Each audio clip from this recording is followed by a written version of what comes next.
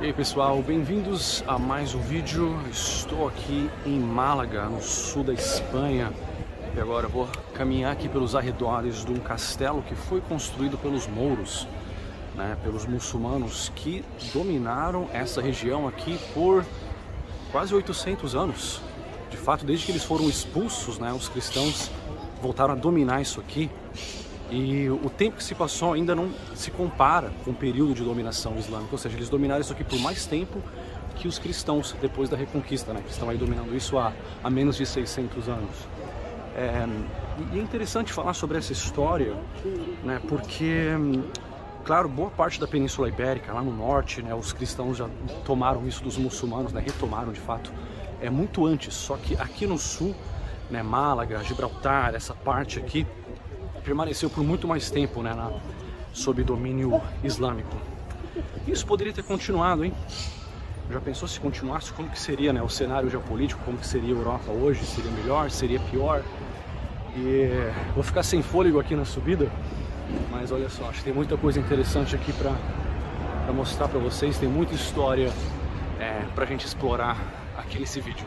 Já imaginou começar do zero no YouTube, comigo te ensinando o passo a passo que me fez gerar milhões de visualizações e conquistar liberdade financeira e geográfica? E o melhor de tudo isso, aplicando o meu método, eu irei divulgar o seu canal, sem clickbait ou pegadinha. Para saber mais sobre isso, assista o vídeo que está no comentário linkado abaixo.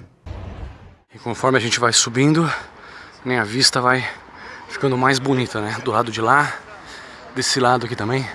Vendo essa enorme fortaleza aqui, um castelo, uma fortificação construída pelos mouros. Isso aqui era um lugar de muita importância para os muçulmanos na época, né? Foi muito difícil durante a Reconquista, né, para retomar essa parte e expulsar aqui os últimos muçulmanos, que isso ocorreu em 1492, ou seja, aí na época das grandes navegações, um pouquinho antes, né, de Cabral chegar no Brasil. Praticamente o mesmo ano, né, que Cristóvão Colombo chegou na América. Então, e tudo isso estava acontecendo, né, ao mesmo tempo. E não foram só os muçulmanos que foram expulsos pelos cristãos, mas judeus também. Tanto que tem aí até a cidadania através da descendência, né, de judeu sefardita, a qual muitos brasileiros têm direito, né, diga-se de passagem, né, porque muitos desses judeus foram expulsos, né, da Espanha e de Portugal. Só que, como os muçulmanos dominaram isso aqui por muitos séculos, né, eles deixaram um legado enorme aqui. Um legado que até ficou no nosso DNA. Muitos de vocês assistindo aí, em Portugal, no Brasil, assim como eu, vocês têm aí um pouquinho de DNA árabe. Muitos têm. Eu, por exemplo, já fiz o meu teste de DNA e eu descobri que eu tenho 15%, né, de ascendência árabe. E até onde eu sei, não tenho nenhum bisavô ou tataravô que migrou para o Brasil, vindo do norte da África ou de algum lugar do mundo árabe. Provavelmente foram pessoas que vieram do sul da Itália, Espanha e Portugal, né, mas que levaram com eles para o Brasil um pouquinho do DNA árabe. E hoje é o segundo dia de inverno, hein? Mas é um inverno que nem parece inverno, né? De fato, a praia tá ali. Ontem nós fomos para a praia, molhei os pés, água super gelada. Mas o clima tá aí, ó, ensolarado, 22 graus, o sul da Europa. Olha só a ladeira, nós estamos subindo. E aí eu acho que há aí pelo menos umas 3 possibilidades que nós podemos explorar, né, em termos de história alternativa, né. Como seria, né, essa parte da Europa se Península Ibérica, Andaluzia, né, ainda estivesse sob domínio islâmico?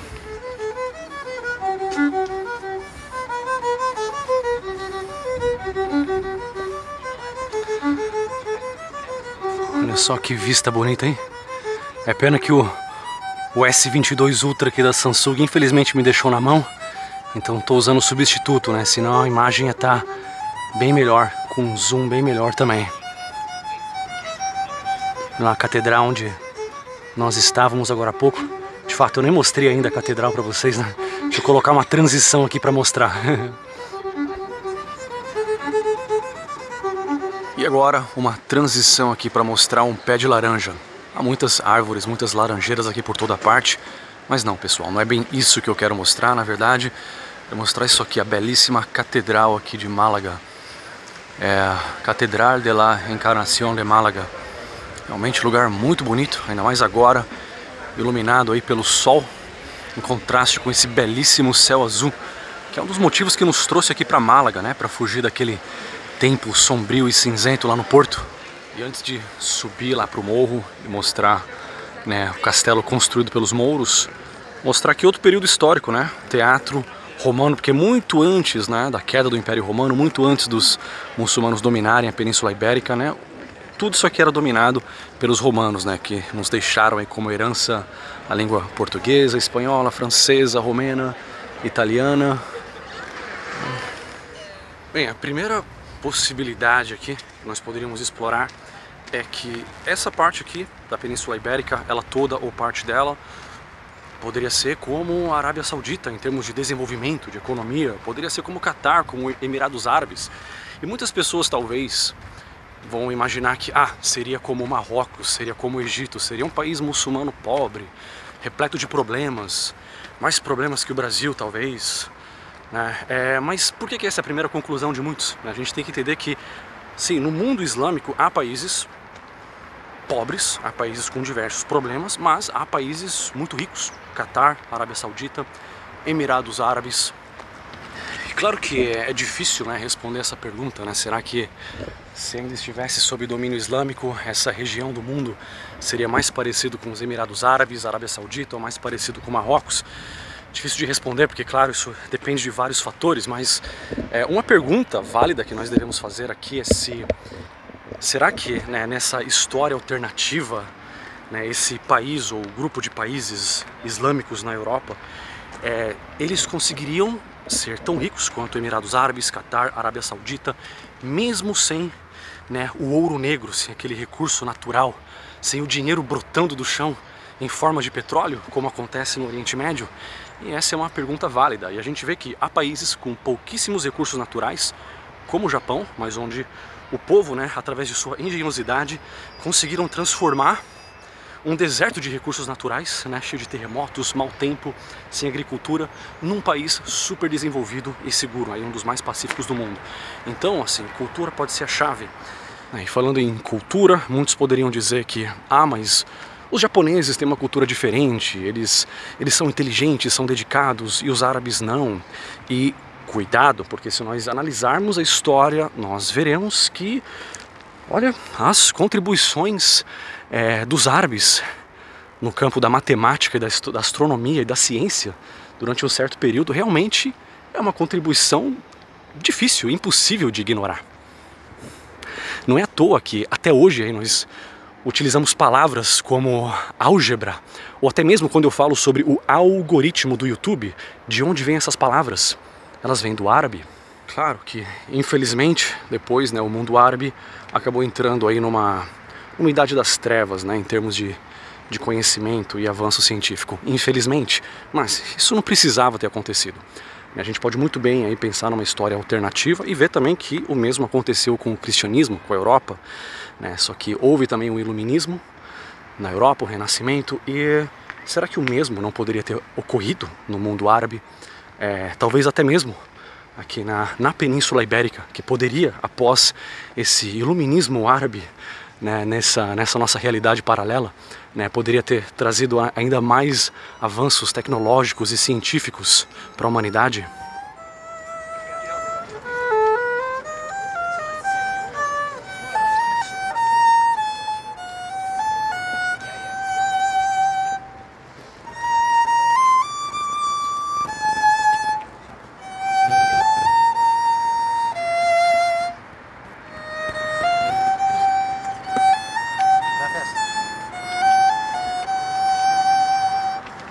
Bem, é claro que, no final das contas, a resposta ninguém sabe, mas ainda assim é interessante teorizar.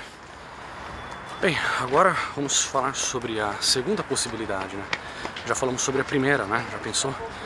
Se aqui a Península Ibérica fosse um país ou um conjunto de países islâmicos muito ricos, né? Como que seria a geopolítica dessa região, né? realmente muito interessante. Agora, a segunda possibilidade, e talvez a primeira que muitos vão pensar, é que seria simplesmente uma extensão do Marrocos, ou da Líbia, ou do Egito, né? Seria um país muçulmano, com muitos problemas, com muita violência, e a Europa ia ter que ter uma enorme fronteira, igual aquela entre o México e os Estados Unidos. Bem, o que muitos talvez não se dão conta é que esse cenário já existe em pequena escala. Sim, talvez vocês tenham visto este vídeo aqui que aparece na tela agora, que eu postei lá no canal principal. E lá eu falo sobre dois esclaves, né, dois pedacinhos da Espanha que estão ali no Marrocos e compartilham uma fronteira por terra com o Marrocos. Então, de um lado você tem um país, digamos, não desenvolvido, subdesenvolvido, terceiro mundo, chame como quiser. E de outro lado, um país rico, desenvolvido, que usa euro, que está na União Europeia. Então, essa fronteira por terra ali é um lugar bem tenso, tem ali uma cerca enorme, há diversos problemas, há muita tensão aí nessa fronteira. Eu até queria falar em mais detalhes aqui, mas neste vídeo aí em questão, que aparece na tela, eu falei sobre isso e o YouTube deu um shadow ban no vídeo, não distribuiu, talvez porque é um assunto polêmico demais, né? Então eu vou me conter aqui e pedir para que vocês, depois no final desse vídeo eu vou deixar aqui o atalho, é só você clicar e assistir caso você queira. Então nós vemos, né, essa pequena fronteira, ou pequenas duas fronteiras aí entre Marrocos e Espanha, né, fronteiras por terra, que são fronteiras bem tensas, altamente protegidas, né, com muitos guardas, muitos policiais ali, muitos, não só marroquinos, mas refugiados de diversos outros países tentam passar por ali. É algo que, assim, proporcionalmente faz a fronteira entre México e Estados Unidos parecer uma brincadeira de criança. Claro, eu digo proporcionalmente porque estamos falando de uma fronteira bem menor. Só que, digamos que por 100 metros de fronteira, a tensão é muito maior entre Marrocos e Espanha. Então imagine isso numa escala muito maior. Uma fronteira enorme aqui em algum lugar aqui da Península Ibérica. Então, de um lado você tem a União Europeia, países ricos, desenvolvidos, e do outro lado países, ou um país só, né, com crise econômica, um país subdesenvolvido, e aí você tem uma situação tão ruim quanto, ou talvez até pior do que a que nós vemos, né, ali na fronteira dos Estados Unidos com o México, né? Talvez nós veríamos isso aí na versão europeia, né, mas também com o agravante talvez da cultura, da religião, porque historicamente, né, mexicanos, latinos e norte-americanos compartilham aí o legado cultural do cristianismo. Então há muitas similaridades culturais.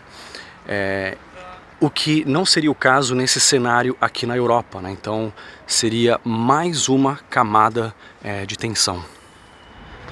Bem, agora que nós exploramos esse segundo cenário, chegou a hora de falar sobre um terceiro cenário.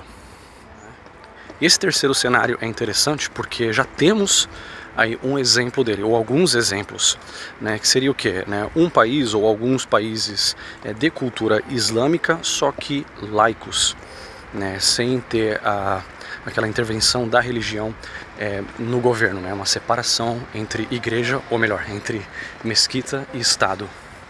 E nós já temos dois exemplos disso, pelo menos dois, na Europa. Eu poderia citar aqui o primeiro exemplo, Turquia, que muitos vão dizer que é Ásia, 90% Ásia, 10% Europa somente. Só que essa divisão, além de... tem a divisão geográfica, é claro, mas tem também a questão cultural. E se essa região, né, Anatólia, que era chamado na época dos romanos, se tivesse permanecido como parte da cristandade, né, será que ainda hoje ia ser visto como algo separado da Europa, culturalmente? Talvez não. Então o que houve ali? Os muçulmanos tomaram aquilo ali dos cristãos. Aquilo era dominado ali pelos romanos, depois pelos cristãos ortodoxos, que hoje nós chamamos de Império Bizantino, mas que na época era basicamente uma continuação do Império Romano do Oriente, né? Eles não se chamavam de bizantinos e sim de romanos, mas falavam grego, e eram cristãos ortodoxos.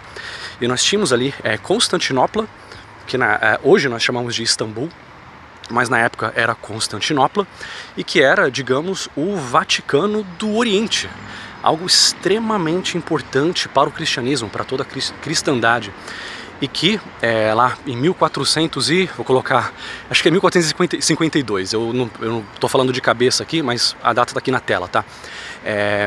Os muçulmanos dominaram o último resquício ali do Império Romano e da cristandade ali naquela região.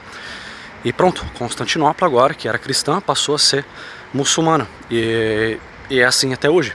Então, nessa região do mundo, né, os muçulmanos definitivamente ganharam essa batalha contra os cristãos. E é assim que permanece até hoje.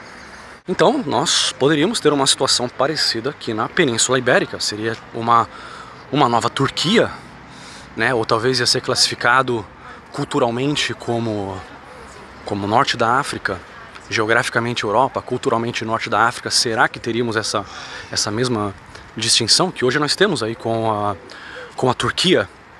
E falando em separar continentes, né, se a gente for ver geologicamente, né, boa parte aí do sul da Europa já é parte da placa africana, né, falando de placas tectônicas, né, a própria Islândia é como se tivessem dois continentes, geologicamente falando. Então, assim, quando você me pergunta, lugar X fica em qual continente? Eu tenho que te perguntar, você quer dizer em qual continente culturalmente, geograficamente, politicamente ou até mesmo geologicamente? Bem, já citei aí o exemplo da Turquia, né, um país de cultura muçulmana, um país laico. Nós já visitamos a Turquia, ficamos 2 semanas lá em Istambul. Tem vídeos aqui sobre a Turquia, acho que nos 3 canais, mas tem esse vídeo aqui lá no canal principal, onde eu falo da queda de Constantinopla e como que isso afetou o mundo, tá? Afetou até mesmo a história do Brasil, que nem existia na época, mas isso afetou as grandes navegações diretamente e, consequentemente, a descoberta e a história do Brasil. O vídeo está lá no outro canal, quem quiser ir lá assistir depois, é só assistir. E agora, o outro exemplo aqui é a Bósnia e Herzegovina. Eu sempre erro na pronúncia, então eu vou falar só Bósnia, tá? Mas o nome completo, esse é o nome pela metade do país. Outro país também que nós visitamos em 2022, tem vídeos lá no outro canal, estou fazendo propaganda aqui dos vídeos, né, pessoal? Mas os vídeos que eu estou citando aqui são vídeos mais elaborados, que eu parei para pesquisar, para pensar no script e tal. E Bósnia é um país que lá você tem um encontro de 3 religiões: Islã, cristianismo ortodoxo e catolicismo. Tanto que o país tem 3 presidentes, né, cada um para representar cada um dos grupos constituintes do país. Então, em grande parte, a Bósnia já é um exemplo de país muçulmano na Europa, um país europeu, um povo eslavo, tá? Muitas pessoas, quando pensam em muçulmanos, muitas vezes pensam na etnia árabe, só que lá estamos falando de uma etnia eslava, ou seja, são povos bem brancos e muçulmanos. E nós passamos pela Bósnia, nós vimos isso, e realmente é algo muito interessante, né, que acaba quebrando alguns paradigmas que muitas pessoas têm sobre o mundo. Ali, a região da Bósnia já foi parte da Iugoslávia, né, um país que sofreu uma guerra terrível aí nos anos 90. Nós até mostramos isso lá, as marcas de tiro que você ainda vê caminhando ali na cidade. Sarajevo, a capital, que foi o estopim da Primeira Guerra Mundial. É um país com uma história bem complicada, justamente porque é ali onde você tem o encontro de 3 religiões, né? 2 versões do cristianismo e o islamismo. E essa mistura, infelizmente, nem sempre foi pacífica. Então, se os muçulmanos tivessem permanecido aqui na Península Ibérica, será que, ao invés de ter algo mais parecido com a Turquia, nós teríamos algo mais parecido com a Bósnia? Talvez aqui uma mistura de Islã com catolicismo. Talvez um país com 2 presidentes, um católico e um muçulmano? Ou será que seria um lugar assim mais predominantemente islâmico? Mas, novamente, no caso da Bósnia, assim como no caso da Turquia, é um país muçulmano laico, né, onde há uma separação de religião e Estado. E qual seria o idioma oficial, né, dessa região? Os árabes ficaram aqui por tanto tempo, mas hoje, apesar das influências, né, em palavras como alface, álgebra, algoritmo, algarve, né, nós ainda falamos uma língua latina, né?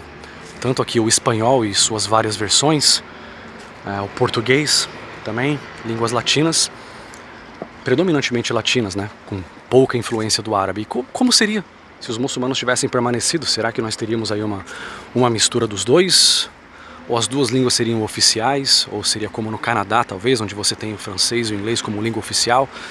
Também é outra pergunta, né, para a qual nós não temos a resposta, mas só que, mais uma vez, né, é interessante teorizar. Eu digo teorizar, né, traduzindo aqui literalmente, porque tem um canal americano sobre história alternativa que eu assisto, e o cara sempre fala isso, né, a gente não sabe a resposta, né, but it's fun to theorize. Aí outra possibilidade também seria um país igual o Azerbaijão, que é ali um país irmão da Turquia, só que mais laico ainda, né? Então lá é um lugar que culturalmente é muçulmano, mas nós estivemos lá em 2020, caminhando por lá, você vê as mulheres vestidas como em qualquer cidade europeia, então nem parece que é um lugar com tanta influência islâmica, que é o que nós vemos em muitos países cristãos. Então culturalmente as pessoas são cristãs, mas na prática nem todo mundo é praticante. Pode parecer que não, tá? Mas gatos também é algo relacionado ao islamismo, tanto que eles gostam muito de gatos, nem tanto de cachorro. E lá na Turquia, né, nós vimos muitos e muitos gatos lá em Istambul. Em todos os países com influência islâmica nós vimos muitos e muitos gatos, que eu tô vendo vários também. Né, são gatos comunitários, né? Então não é aquela coisa de meu gato, seu gato, você cuida do seu, eu cuido do meu. São gatos comunitários, né? Alguns medrosos, então as pessoas dão ração, né? Todo mundo ajuda a cuidar desses gatos. E sim, eu tenho vídeos sobre o Azerbaijão lá no outro canal também. Olha só a trilha sonora, os pássaros estão cantando agora porque tá chegando o pôr do sol, então eles ficam felizes e começam a cantar. E pessoal, eu tô fazendo aqui um vídeo bem simples, uma edição simples. Eu acho que eu vou levar aí meia hora para editar esse vídeo, mas todos esses vídeos que eu mencionei aqui sobre Turquia, sobre o Azerbaijão e vários outros, eu fiz lá no meu outro canal, que é onde eu faço vídeos mais elaborados, com mais edição, mais pesquisa, alguns dos quais eu levei 20 horas ou até 30 horas para produzir, mas com muito resultado, um alcance muito maior. Em um vídeo em particular eu consegui faturar 20 mil reais em apenas um vídeo. E agora, para encerrar aqui, eu quero te mostrar como fazer isso, né? Eu tenho aqui o meu curso YouTube Lucrativo 3 em 1, que eu vou te ensinar não só um estilo de vídeo simples, vou te ensinar o simples, o complexo e o híbrido, estilo documentário, vlog, apresentação híbrida. Tem vários estilos que você pode aplicar para você transformar o YouTube num negócio extremamente lucrativo ou fazer com que ele seja parte do negócio que você já tem. Que o YouTube pode ser uma máquina de captar clientes para o seu negócio, quer você seja um freelancer ou um empresário. Como fazer isso, como produzir conteúdo e como de fato fazer do YouTube um business, é isso que você vai aprender clicando aqui no link na descrição do vídeo e conhecendo o curso YouTube Lucrativo 3 em 1. Bem, por hoje é isso, vou deixá-los agora com 2 vídeos relacionados lá no outro canal. Você pode clicar e assistir, tem esse vídeo aqui sobre o Azerbaijão que nós visitamos, este outro vídeo aqui sobre a Turquia. Muito obrigado e nos vemos no próximo vídeo.